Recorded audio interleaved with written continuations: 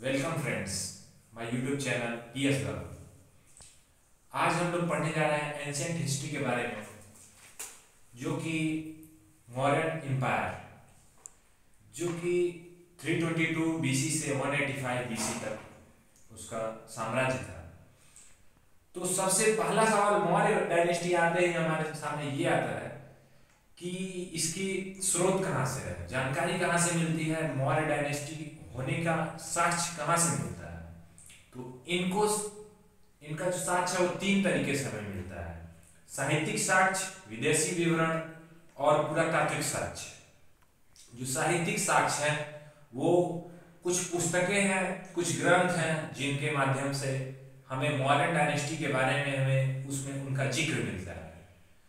उन पुस्तकों का नाम अर्थशास्त्र, जो कि कौटिल्य द्वारा रचित है, और पुराणों में और मुद्रा राक्षस, जो कि विशाख द्वारा रचित है, बौद्ध एवं जैन ग्रंथ आदि में भी इनका जिक्र मिलता है।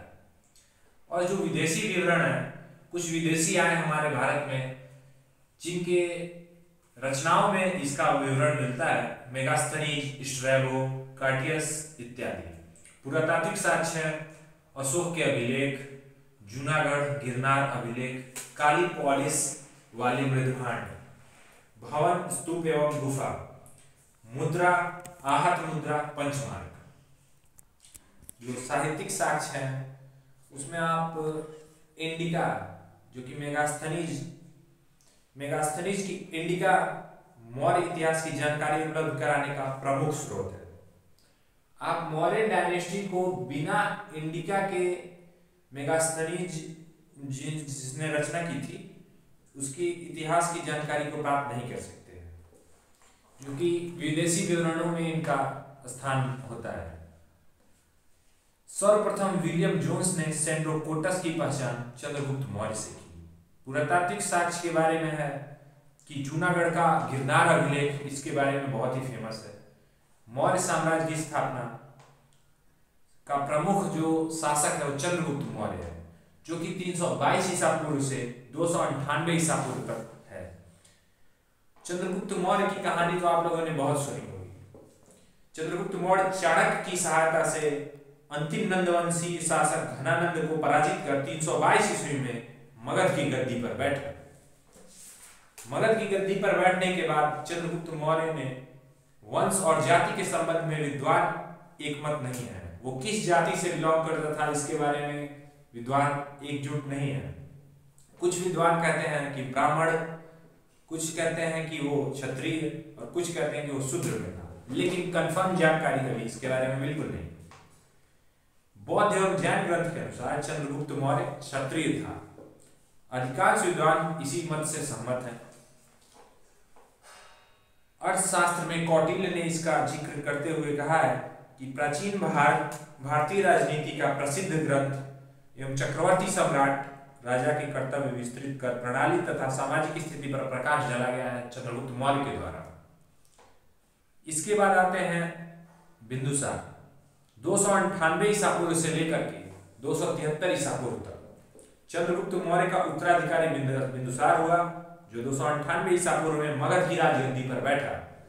बिंदुसार अमित्रघात नाम से भी जाना जाता था, जिसका अर्थ होता है शत्रु विनाशक। बिंदुसार को वायु पुराण में भद्रसार तथा जैन ग्रंथों में सिंहसेन कहा गया है। यह बहुत ही तेज तर्रार सम्राटों में से एक माना गया है। इसके शासनकाल में विदेशी व्यापार को बहुत बढ़ावा मिला। बिंदुसार के काल में चाणक्य इनके प्रधानमंत्री थे, और इसके बाद आए सम्राट अशोक, जिन्हें हम प्रियदर्शी के नाम से जानते हैं। 273 ईसा पूर्व से लेकर 232 ईसा पूर्व तक इनका शासनकाल रहा। अशोक बिंदुसार के पुत्र थे। अशोक का वास्तविक राज्याभिषेक 269 ईसा पूर्व में हुआ। यह उनका मुख्य राजधानी उज्जैन थी। पुराणों में इसे अशोकवर्धन तथा दीपवंश में करमोली इन्हें कहा गया है। कल्हड़ की राज तरंगिणी से पता चलता है कि उसका अधिकार कश्मीर पर भी था। अशोक का शासन कश्मीर पर भी था। इसके अनुसार उसने वहां बौद्ध विहार एवं अशोकेश्वर नामक मंदिर की स्थापना कराई। कश्मीर में श्रीनगर तथा नेपाल में देवपत्तनम नामक नगर बसाया। अशोक बहुत ही धार्मिक किस्म का व्यक्ति था। अशोक का धार्मिक जीवन अगर देखें तो यह शुरुआत में ब्राह्मण धर्म से था, लेकिन बाद में यह बौद्ध धर्म का अनुयायी बन गया। राजतरंगिणी के अनुसार अशोक शैव धर्म का अनुयायी था। उसके अभिलेखों में सर्वत्र उसे देवनाम प्रियदर्शी के नाम से जाना जाता है। देवताओं का प्रिय या देखने में सुंदर, इससे उसके हिंदू धर्म में आस्था के संकेत मिलते हैं। इससे ये पता चलता है कि उसका हिंदू धर्म में भी आस्था था। उपगुप्त नामक बौद्ध भिक्षु ने अशोक को बौद्ध धर्म की शिक्षा दी। सबसे पहले शिक्षा उपगुप्त ने अशोक को बौद्ध धर्म के बारे में दिया। इसके बाद अशोक के द्वारा कुछ भेजे गए प्रचारक हैं जिनके बारे में अक्सर एग्जाम में पूछा जाता है। महेंद्र और संघमित्रा जिसे उन्होंने श्रीलंका में भेजा, महादेव जिसे मैसूर में भेजा, सोना तथा उत्तरा जिसे सुवर्ण भूमि में भेजा, मंझाटिक जिसे कश्मीर तथा गंधार में भेजा, महारक्षित जिसे यमन देश में भेजा।